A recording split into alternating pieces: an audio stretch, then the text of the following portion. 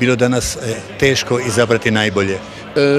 Danas je bila ugodna dužnost i čast podijeliti najboljima ono što su zaslužili, zapravo pohvaliti i nagraditi sve one koji su poslali svoje proizvode na ocjenjivanje, a prije 20-ak dana za vrijeme trajanja ocjenjivanja doista bilo je teško i naporno, ali je i velika obaveza i čast potražiti najbolje među vinima na hrvatskom tržištu.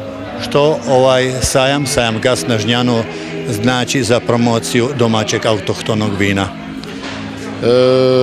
Gast sa svojom popratnom manifestacijom, ocjenjivanjem vina, evo već po 15. put, doista predstavlja najrespektabilnije natjecanje i smotru hrvatskih vina, ali naravno i vina iz okolnih zemalja, i jednostavno je to prilika svim proizvođačima usporediti se sa ostalima i vidjeti u kakvom stanju, u kakvoj formi su njihovi proizvodi. Definitivno mislim da nema nikakvog razloga da se i narednih godina ovakva manifestacija ne održi, a sudeći po činjenici da je i ove godine preko 400 uzoraka bilo na natjecanju u vremenu u kojem sve gospodarske subjekte muči recesija, dakle za zaključiti je i u principu za poželjeti je da Gast i dalje ostane na poziciji na kojoj je sada.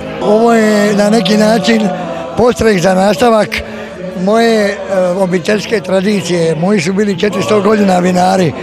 Moj otac je to prekinuo, pa evo ja sam se nastavio zahvaljujući ženi kojoj je na Visu ostali vinogradi.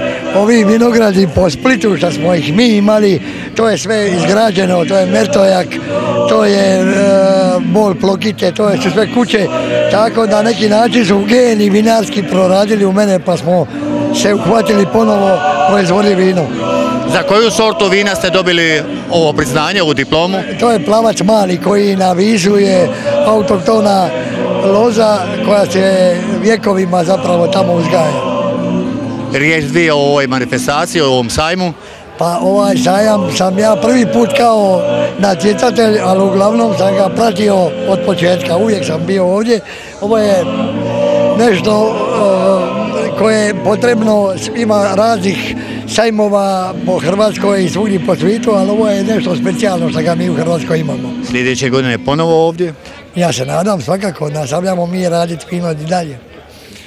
Ja se nadam da će do godine biti bolja vina i da će zapravo ova kvaliteta koja imamo i dalje ostati, jer vinogradi su na dobrom položaju, grožđe je pravo, dobro, Plavac Mali koji je zapravo uspijeva baš u tim predjelima, a mi volimo raditi pa ćemo ga napraviti kako treba.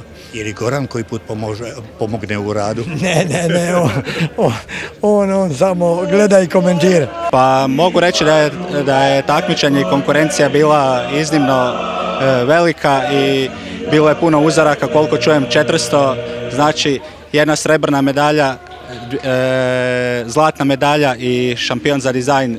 Mogu reći da smo zaista zadovoljni. Što ovo priznanje osobno znači za vas i vašu tvrtku? Pa s obzirom da smo mlada tvrtka i da nam je berba 2008. prva berba, mogu reći da smo iznimno zadovoljni, da nam daje veliki poticaj za budućnost. Riječ dvije o ovogodišnjem sajmu, o organizatoru? Pa za sad koliko sam vidio mogu sve pohvale uputiti. Sljedeće godine jeste ponovo na Žnjanu, na ovom sajmu? Pa gotovo sam siguran da jesmo.